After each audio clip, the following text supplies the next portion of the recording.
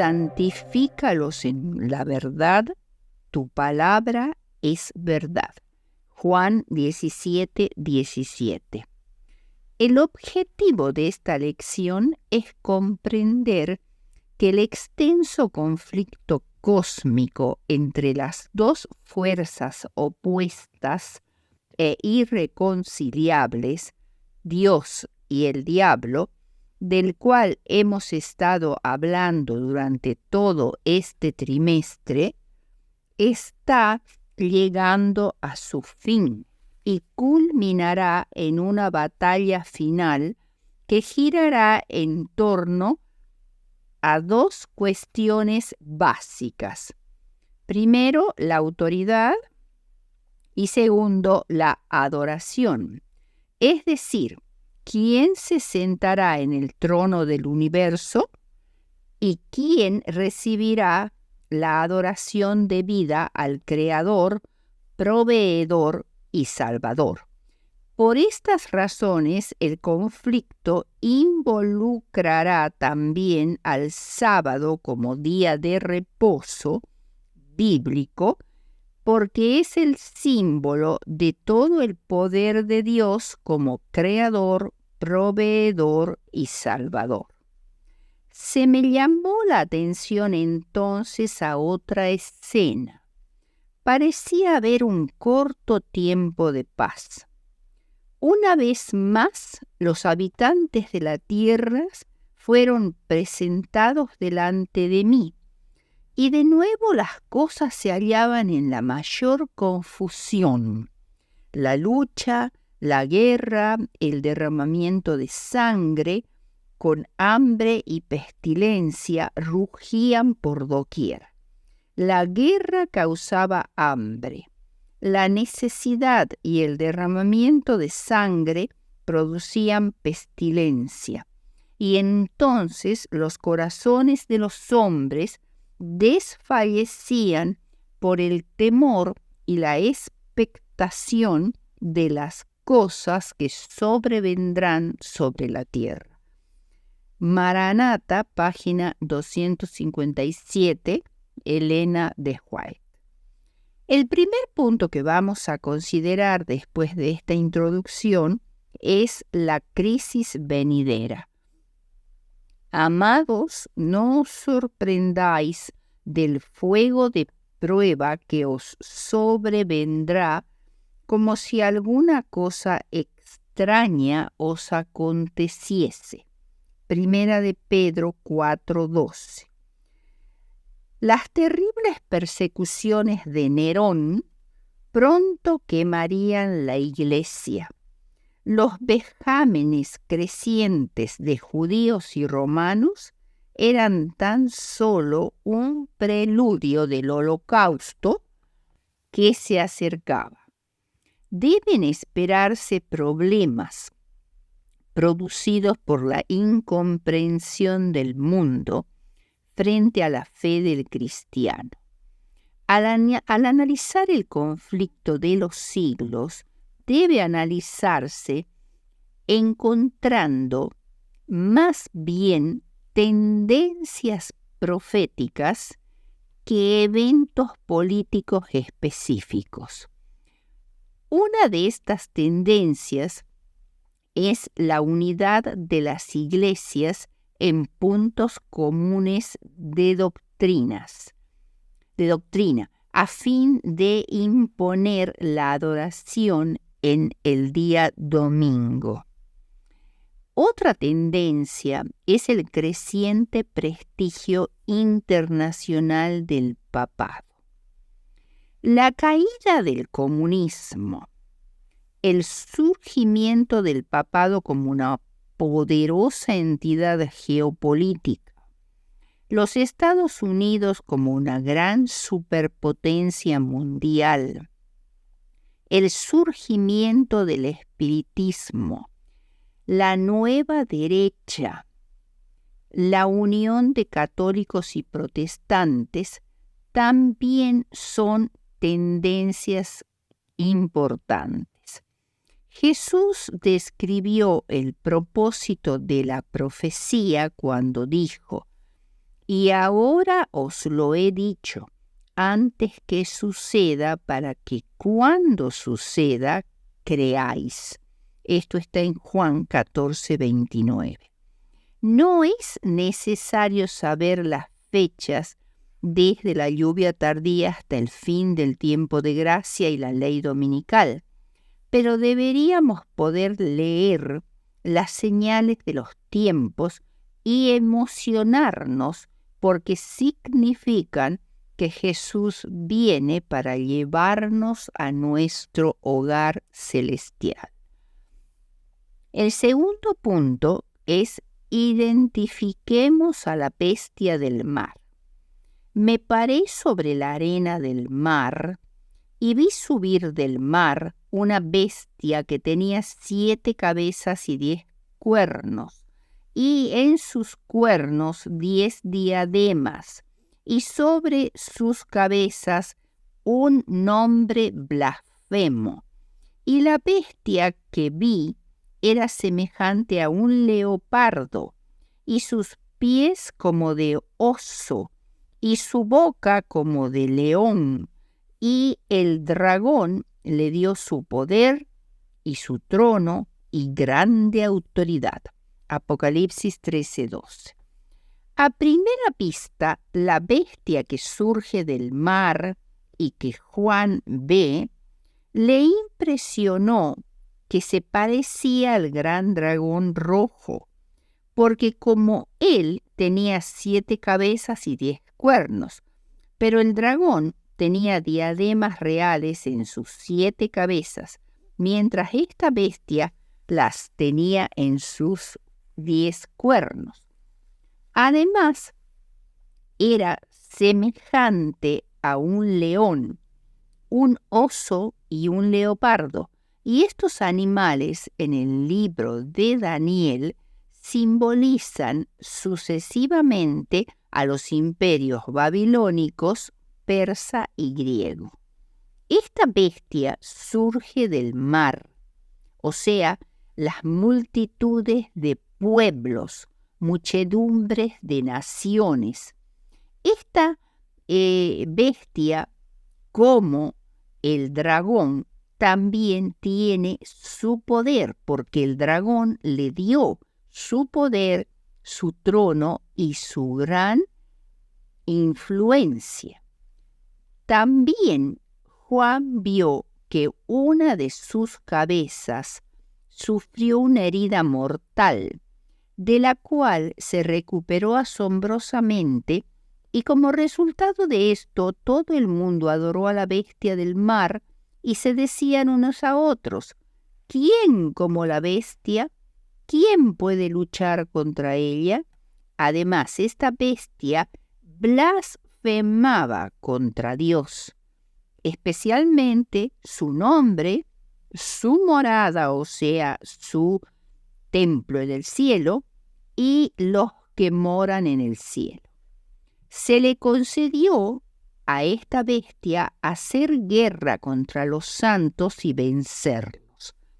Todas estas características la hacen casi idéntica al cuerno pequeño de Daniel 7. Al interpretar todos estos símbolos, nos damos cuenta de que el dragón, es decir, la Roma pagana, le dio su poder y grande autoridad. La Iglesia Católica confiesa que es romana. Su nombre oficial es Santa Iglesia Católica Apostólica Romana. Creen que su romanismo es un reflejo de su auténtico, entre comillas, cristianismo. Roma le entregó su trono, es decir, el lugar de su sede, que es la ciudad del Vaticano en Roma. La palabra griega cátedra y la latina sedes significan lo mismo: trono, con el, poder, con el significado de poder y autoridad. Y de ellas, de esas dos palabras, griega y latina, cátedra y sedes, han surgido las palabras castellanas catedral, que es el edificio en el cual se encuentra el trono del obispo o cátedra, y la ciudad en la cual se halla su trono se llama sede, y la Santa Sede, Roma, es la ciudad en la cual se halla el trono del Papa. El Papa de Roma recibió en herencia mucho del formidable prestigio secular de Roma, la ciudad más grande de Occidente, reverenciada como la ciudad eterna, y esto le permitía ejercer enorme influencia. Además de esto, el emperador Constantino hizo una formidable contribución al prestigio del Papa cuando en el año 330 dejó Italia y fundó Constantinopla, la actual Estambul en Turquía, como la nueva capital del Imperio Romano y se mudó allí. Esta ciudad estaba a unos 1.300 kilómetros hacia el este de Roma, a más de un mes de marcha por parte de un ejército. Este abandono de Roma por parte de los emperadores constituyó la liberación de los pontífices católicos romanos, que se encontraron entonces solos como la única fuente de orden, paz, legalidad y seguridad en Europa occidental. Paso a paso, el Imperio Romano, es decir, el dragón, le entregó su poder, su trono y gran autoridad a la Iglesia Católica, es decir, la bestia del mar. La culminación de este proceso se produjo en el año 538, cuando los ejércitos del Imperio Romano, enviados desde Constantinopla, expulsaron de Roma a los arrianos ostrogodos, pueblo bárbaro.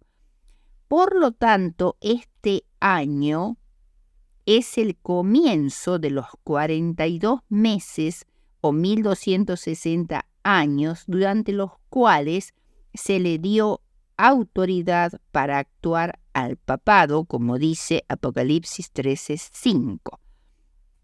Apocalipsis 13:3 dice: vi una de sus cabezas como herida de muerte. Esta herida o llaga mortal fue asestada a la Iglesia Católica en 1798, o sea, 1260 años después del año 538, que es el inicio de la supremacía del papado cuando se vio libre de los ostrogodos arrianos, tal como Apocalipsis lo había predicho con notable exactitud. El papado había experimentado otras derrotas militares e incluso algunos cautiverios durante todo este extenso periodo de 1260 años. Pero el que estamos comentando en el año 1798 fue especial en dos sentidos muy significativos. Fue la culminación de varios siglos de erosión de la influencia del catolicismo sobre la mente de los europeos. Y no fue solo un golpe militar, sino la intención deliberada de ponerle fin al papado para siempre como potencia política y religiosa. Durante la Revolución Francesa, Alexandre Berthier, cumpliendo órdenes del gobierno revolucionario francés, el 15 de febrero de 1798, lanzó una proclama en Roma con el fin de informar al Papa Pío VI y al pueblo de Roma que el Papa de allí en adelante no volvería a ejercer función alguna. El Papa fue arrestado en la Capilla Sixtina mientras se hallaba celebrando el 23º aniversario de su coronación. Le anunciaron que su reinado había llegado a su fin. Los guardias suizos fueron despedidos y un destacamento de soldados republicanos fue puesto en su lugar. A pesar de su avanzada edad y su frágil salud, fue llevado por los soldados franceses de un domicilio a otro en Italia y en el sur de Francia. Finalmente murió en prisión en la ciudad fortaleza de Valencia, en Francia, el 29 de agosto de 1799, y por un tiempo su cuerpo quedó insepulto. El papado estaba extinto, no quedó vestigio de su existencia, y entre las potencias católicas romanas, ni una sola levantó un dedo para defenderlo. La bestia que sube del mar de Apocalipsis 13 es un poder religioso apóstata que surge de Roma pagana y se convierte en un sistema mundial de adoración. Esta bestia no es una persona, es una organización religiosa que ha sustituido la verdad de la palabra de Dios por decretos humanos. A medida que el imperio romano decaía gradualmente, la Iglesia se extendía y aumentaba su poder. De ser una secta cristiana proscripta, rechazada, hostilizada y perseguida, pasó el cristianismo primitivo por un proceso gradual de transformación asombroso. En el siglo III comenzó a tener sus propios edificios de culto y comenzó a ser dueña de propiedades la Iglesia cristiana primitiva. Su organización se hizo más compleja y los ancianos que presidían en las grandes ciudades alcanzaron una jerarquía especial como supervisores. Los obispos o ancianos llegaron a ser modelos de ortodoxia en las disputas por asuntos doctrinales. Se iba debilitando la fe en la Biblia dentro del cristianismo como la única expresión de fe y doctrina, y se recurría más y más a la tradición de los teólogos. ¿Cómo se convertían en cada vez más paganos, tomando de ellos doctrinas y ritos completamente desconocidos en la Iglesia apostólica? O sea, la conversión o semiconversión, mejor dicho, de muchos paganos, las costumbres del paganismo empezaron a impactar en el cristianismo primitivo y apostólico, y empezó la transformación. Se habían echado los fundamentos de esta manera para el desarrollo de la Iglesia orgullosa y materialista de la Edad Media. Uno de los aportes importantes del paganismo fue la idea del Pontifex Maximus, o rey sacerdote, que venía desde el paganismo babilónico. No era un invento romano. Esto venía desde muchísimos siglos atrás, desde el paganismo babilónico, y fue incorporado a la religión romana bajo el liderazgo de Julio César, quien en el año 63 antes de Cristo, fue reconocido como el Pontifex Maximus de la religión de los misterios en Roma, y este título y oficio pasó a cada uno de los emperadores romanos subsiguientes por muchos años. Tal título y oficio eran idólatras y blasfemos.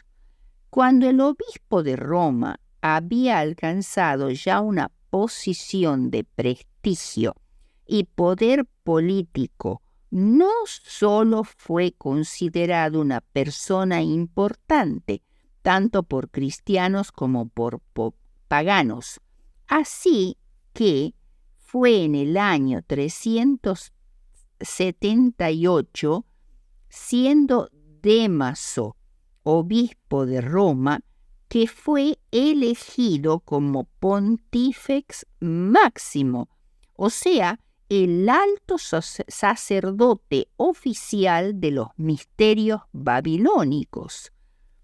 Era reconocido por la Iglesia como el obispo de obispos y por los paganos como el Pontífex Maximus, cuyo oficio ejecutaba realmente. Pero para esta época se juntaron las fuentes del paganismo y del cristianismo. A través de los años se fue produciendo lo que actualmente se conoce como la Iglesia Católica Romana. O sea, de esta unión de creencias cristianas y paganas surgió la Iglesia Católica Romana. Había además otra semejanza. El pontífice supremo del paganismo llevaba el título caldeo de Péter, que quiere decir intérprete de los misterios. Al asociar la palabra Péter con Pedro, el apóstol, como el gran intérprete de Roma, aunque no había conexión alguna entre ambos, se podría dar al oficio pagano una apariencia superficial de cristiandad. O sea, el Pontífex Maximus babilónico pasó a ser el Péter o Pedro el apóstol.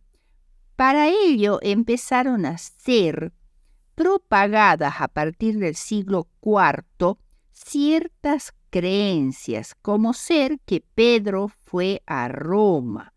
Y así, para los ciegos cristianos de la apostasía, el Papa llegó a ser el representante de Pedro, el apóstol, mientras que para los paganos era el representante del intérprete de sus misterios, el Péter. De la misma manera, por el año 378 después de Cristo, el Papa pasó a ser el dueño de las llaves míticas, las cuales para el pueblo romano por siglos habían sido poseídas por el dios Janos y la diosa Cibeles.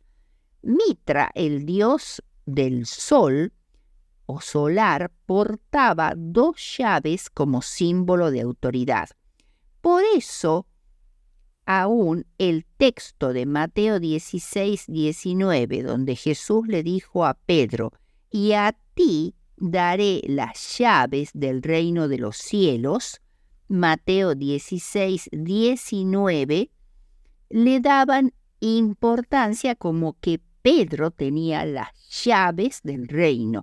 Pero obviamente las llaves que el Papa usa como insignia de autoridad espiritual son las llaves míticas del paganismo, no el símbolo original de las llaves que Jesucristo le dio a Pedro.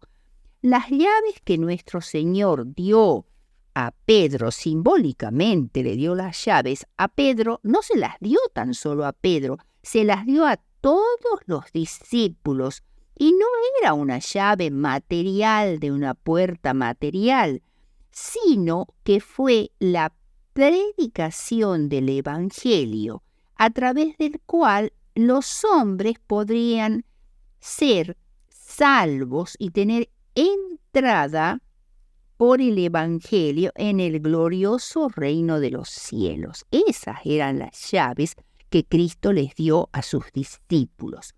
Ahora, la palabra pontífice, por otro lado, quiere decir constructor de puentes, y era dado a los emperadores romanos considerándolos los constructores y guardianes de los puentes de Roma para proteger la ciudad de las invasiones. También este título tenía un simbolismo religioso. El pontífice máximo era el puente o conexión entre esta vida y la venidera. Finalmente, el Papa no es el sucesor del apóstol Pedro, sino el sucesor de la línea de sumos sacerdotes del paganismo que tuvo su origen en Babilonia. La vestidura costosa y altamente decorada del Papa, la tiara, la mitra en forma de cabeza de pez, usada por el dios Dagón de los filisteos, que usa el Papa, esta mitra de doble pico, que la usa cuando está sentado en el altar supremo de Roma, recibiendo pleitesía de los cardenales, es idéntica a la que usaba el dios pez Dagón de los filisteos y babilonios. Tenemos entonces otra conexión muy importante con el paganismo y la idolatría. Apocalipsis 13, 1 y 6 dicen que la bestia que sale del mar tiene sobre sus cabezas un nombre blasfemo y además que abrió su boca en blasfemia contra Dios, para blasfemar de su nombre, su tabernáculo y de los que moran en el cielo.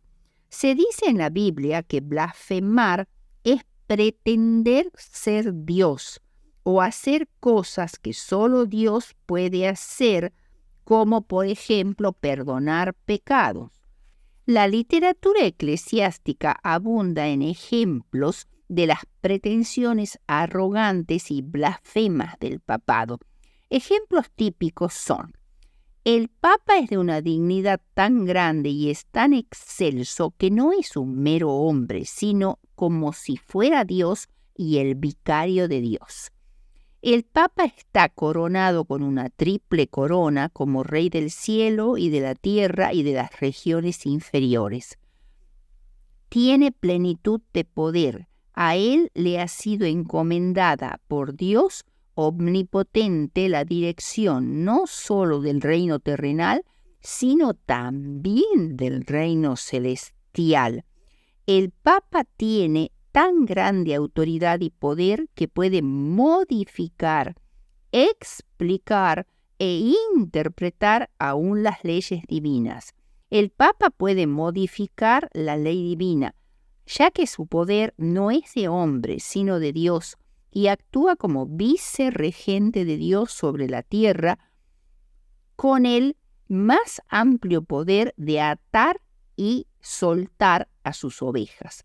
Cualquier cosa que se diga que hace el Señor Dios mismo y el Redentor, eso hace su vicario, con tal que no haga nada contrario a la fe. Todo esto ha sido sacado de Papa II, Prompta Biblioteca, tomo 6, páginas 25 al 29 del Vaticano. Veamos ahora, como tercer punto, el periodo de supremacía del papado. Los 42 meses de Apocalipsis 13:5, interpretados según la regla día por año, es decir, un día profético equivale a un año literal, los 42 meses, usando el mes hebreo de 30 días, equivale a 1260 días proféticos o 1260 años literales, período que se extiende desde el año 538, cuando fueron expulsados de Italia los ostrogodos arrianos que impedían la expansión del catolicismo, hasta el 1798, cuando el Papa fue llevado cautivo por Berthier bajo las órdenes de Napoleón. Apocalipsis 13:10 dice: si alguno lleva en cautividad, va en cautividad. Si alguno mata a espada debe ser muerto. Los que persiguen y condenan al destierro y la muerte sufrirán la misma suerte. Un cumplimiento parcial puede verse en la captura y destierro del Papa en 1798, así como el desarrollo de la gran apostasía que culminó con el papado fue un proceso gradual que abarcó varios siglos. La declinación del papado también tuvo un proceso semejante. La apostasía, durante la cual se revelaría ese poder al cual se llama hombre de pecado y misterio de la iniquidad, para oponerse a la verdad, exaltarse por encima de Dios y usurpar la autoridad de Dios sobre la Iglesia. La forma sutil de su crecimiento había de ser tan astutamente disfrazada que sólo los que creyeran sinceramente la verdad y la amasen estarían a salvo de sus pretensiones engañosas.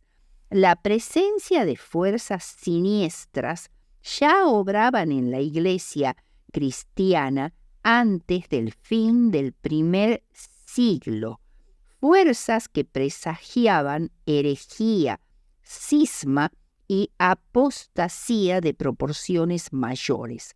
Cuando la Iglesia perdió su primer amor, perdió su pureza de doctrina, sus elevadas normas de conducta personal y el invisible vínculo provisto por el Espíritu Santo. En el culto, el formalismo reemplazó a la sencillez y la elección de los dirigentes se hacía más por la popularidad y el poder personal. La dirección del Espíritu Santo fue reemplazada por el autoritarismo eclesiástico en poder de un solo magistrado, el obispo, al cual cada miembro de la Iglesia estaba personalmente sujeto y por cuyo intermedio el creyente tenía acceso a la salvación. Los dirigentes pensaron solo en gobernar la Iglesia en vez de servirla, y el mayor ya no era considerado siervo de todos. Gradualmente se formó el concepto de una jerarquía sacerdotal que se interpuso entre el cristiano y el Señor. Se enseñaba la supremacía del obispo de Roma sobre los ancianos de las iglesias locales. Se alentó la idea de que Pedro había fundado la iglesia en Roma, por lo cual el obispo de Roma debía ser ensalzado sobre todos los otros obispos. La sucesión apostólica directa fue enseñada como doctrina. Los emperadores de Constantinopla dieron gran apoyo a las pretensiones del obispo de Roma en su supremacía sobre las iglesias tanto del Oriente como del Occidente. Además, Roma ganó gran reputación de ser ortodoxa, es decir, de tener y guardar la verdad apostólica, lo cual no era nada cierto, pero así era como se representaba al actuar ante creencias consideradas heréticas como el gnosticismo, el montanismo, etc. Además, ante la ausencia de un dirigente civil en Roma, el Papa cumplió en la ciudad las funciones esenciales del gobierno secular. También los invasores bárbaros del Occidente, a diferencia de los de Oriente, que eran los maometanos, estaban en su mayoría nominalmente convertidos al cristianismo. Y gracias a la conversión de Clodoveo, rey de los francos, el papado dispuso de un fuerte ejército para defender sus intereses y convertir a otras tribus bárbaras a sus creencias. Así como había ascendido meteóricamente, apoyado por reyes y emperadores, y llegó a tener pretensiones absolutistas hasta el siglo VII sobre toda Europa, desde el siglo VII al XI, el poder papal pasó por una constante lucha por la supremacía entre el Papa y el emperador. Inocencio III y Gregorio estuvieron en el apogeo de poder del papado, pero en el siglo XIV se hizo plenamente evidente la decadencia de su poder durante el llamado cautiverio babilónico del Papa en Aviñón, Francia. Pero después sucedió el gran cisma, durante el cual hubo 2 o 3 papas rivales al mismo tiempo, con una irreparable pérdida de prestigio a los ojos de los pueblos de Europa. Muchas voces se levantaron contra sus arrogantes pretensiones y sus muchos abusos de poder, y especialmente durante el Renacimiento. Durante la Reforma, el poder papal fue expulsado de grandes territorios del norte de Europa. Los esfuerzos del papado por combatir la Reforma se concretaron en la creación de la Inquisición, del Índice, que era una especie de lista de los libros que se podían leer y sacaba todos los libros que pudieran ser, según ellos, no ortodoxos, que tuvieran doctrinas que no estuvieran de acuerdo con el romanismo, y en la organización de la Orden de los Jesuitas, que llegó a ser el ejército intelectual y espiritual de la Iglesia para la exterminación del protestantismo. Pero su lucha fue perdiendo gradualmente las fuerzas ante los que luchaban por la libertad civil y religiosa. Finalmente, durante la Revolución Francesa, la Iglesia Católica fue proscrita de Francia, la nación que durante más de 12 siglos había sido la hija dilecta de la Iglesia, que había defendido sus pretensiones y reñido sus batallas. Se volvió contra ella y en 1798 fue tomado prisionero el Papa. El poder del papado le fue arrebatado y nunca más ha esgrimido el mismo tipo de poder. Y esto lo hizo Francia.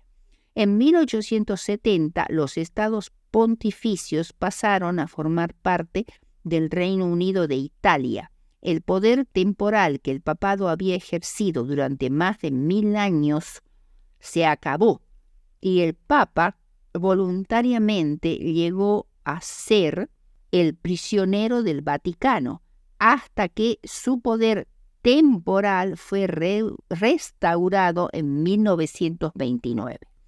La inspiración había asignado 1260 años al papado para que demostrara sus principios, su política y sus propósitos.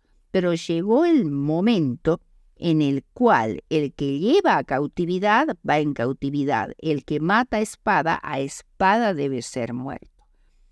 Y finalmente veamos la bestia que sube de la tierra, Apocalipsis 13, 11 al 18. Aquí aparece otro animal salvaje, pero esta vez surge como una planta de la tierra.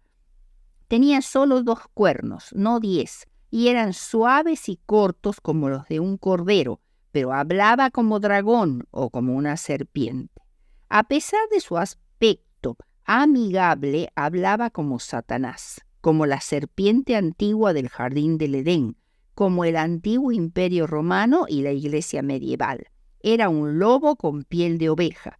Usa su poder para inducir prácticamente a todos los pobladores de la tierra a que hagan una imagen de la bestia del mar y que reciban la marca de la bestia en la frente y en la mano. Solo un resto de los hijos de la mujer, los que guardan los mandamientos de Dios y la fe de Jesús, resisten el terrible boicot y evitan la marca de la bestia a riesgo de sus vidas. Como la bestia con cuernos de cordero solo tiene 2 cuernos, no 10, como el gran dragón, ni como la bestia del mar. Evidentemente, solo tiene una cabeza, y sus cuernos son semejantes a los de un cordero. Nada de ella se parece en absoluto al gran dragón rojo o a la bestia del mar. Es esencialmente diferente. Surge de la tierra, no de un mar tormentoso que simboliza a multitudes de pueblos agitados por los vientos de las guerras y conflictos. Por tanto, la tierra de la cual surge la bestia con cuernos de cordero simboliza regiones escasamente pobladas. Los cuernos se usan en Daniel y Apocalipsis para simbolizar poderes gubernamentales, de manera que la bestia que salió de la tierra estaba usando poderes gubernamentales, no la fuerza de las armas, pero hablaba como dragón. El dragón en Apocalipsis representa a Roma en su aspecto pagano primero y luego en su etapa cristiana.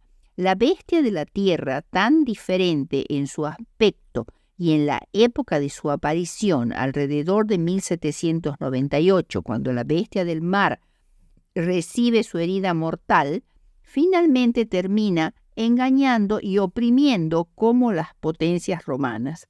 Realiza grandes milagros y hasta hace bajar fuego del cielo e impone la marca de la bestia a todas las naciones en tiempos del Armagedón. Por tanto, debe ser una nación poderosa, un liderazgo mundial. ¿Cuál es la única nación que cumple todas estas características? Los Estados Unidos de Norteamérica, por supuesto, que nació oficialmente el 4 de julio de 1776 como una nación concebida en libertad, reconociendo que todos los hombres han sido creados iguales y que Dios les ha dotado de ciertos derechos inalienables, como el derecho a la vida, a la libertad y a la búsqueda de la felicidad, con libertad para practicar la religión que cada uno elija, y con separación amistosa entre la Iglesia y el Estado, que no pagaba sueldos a los clérigos, ni cobraba impuestos a las congregaciones religiosas. Su Congreso dijo: en Dios confiamos, pero decidió no definir si se trataba del Dios de los cristianos o el de los hindúes. Por tanto, los Estados Unidos concuerdan con la profecía con asombrosa exactitud. Surgieron en relativo pacifismo, en un lugar relativamente despoblado, y cuando se produjo la herida de muerte de la bestia del mar, y ha crecido hasta llegar a ser un líder mundial. La imagen de la bestia de Apocalipsis 13, 14 a 17 es la réplica o copia de la bestia con la unión de la Iglesia y el Estado, un poder persecutorio con poder para oprimir a los disidentes y a los herejes. ¿Será posible esto? Los protestantes consideran hoy al romanismo con mayor estima que años atrás. En los países en donde no predomina el catolicismo, se nota una indiferencia creciente respecto a las doctrinas que separan a las iglesias reformadas de la jerarquía papal. Se supone que las diferencias sobre puntos vitales no son tan grandes, que la Iglesia Católica ha sido calumniada. Muchos sostienen que es injusto juzgar a la Iglesia de nuestros días por las abominaciones y los absurdos que la caracterizaron cuando reinaba la ignorancia y las tinieblas. Excusan sus horribles crueldades como si fueran el resultado de la barbarie de la época y arguyen que las influencias de la civilización moderna han modificado los sentimientos de ella. Pero el romanismo en realidad, como sistema, no ha cambiado, ni está más en armonía con el Evangelio de Cristo hoy. Las iglesias protestantes sí han cambiado, pues se hallan sumidas en grandes tinieblas y no son capaces de discernir las señales de los tiempos. La Iglesia romana emplea toda clase de estratagemas para extender su influencia y aumentar su poder, mientras se prepara para una lucha violenta y resuelta con el fin de recuperar el gobierno del mundo, para restablecer las persecuciones y deshacer todo lo que el protestantismo ha hecho. En conclusión, en la actualidad la Iglesia romana se ha puesto vestiduras como las de Cristo, muestra al mundo un rostro amable y pide disculpas por sus crueldades, pero no ha cambiado en absoluto. Todos sus principios y las doctrinas inventadas en los siglos más tenebrosos siguen profesándose aún. Sostiene las mismas orgullosas y arrogantes pretensiones con las que supo señorear sobre reyes y príncipes y reclamar las prerrogativas de Dios. Es verdad, hoy se ha verificado un cambio, pero no es el papado el que ha cambiado. El catolicismo se parece mucho al protestantismo de hoy en día, pero esto es así porque el protestantismo ha degenerado muchísimo desde los días de los reformadores. El profeta Daniel, los cristianos medievales, los adventistas del siglo XIX, los adventistas de la Unión Soviética que vieron en 1980 cómo ésta se desmoronaba sin necesidad de ningún ataque militar desde el exterior y cómo los Estados Unidos emergían como la única superpotencia de los últimos días. Todos ellos confiaron en las profecías bíblicas contra viento y marea. En nuestros días, la interpretación historicista adventista de Apocalipsis 13, que señala a Estados Unidos como el poder que guiará al mundo en rebelión contra la ley de Dios, está siendo activamente cuestionada. Muchos expertos de renombre predicen o incluso anuncian que pronto se pondrá el sol sobre la hegemonía estadounidense. Sin embargo, la profecía bíblica nunca ha fallado ni fallará. Debemos confiar plenamente en la profecía bíblica y en su interpretación historicista, a pesar de todas las teorías conspirativas y los expertos que pronostican lo contrario. Nuestra tarea no es enfocarnos en estos temas que abundan hoy, sino anunciar la caída de Babilonia, el pronto regreso del Señor y la salvación al mayor número posible de personas.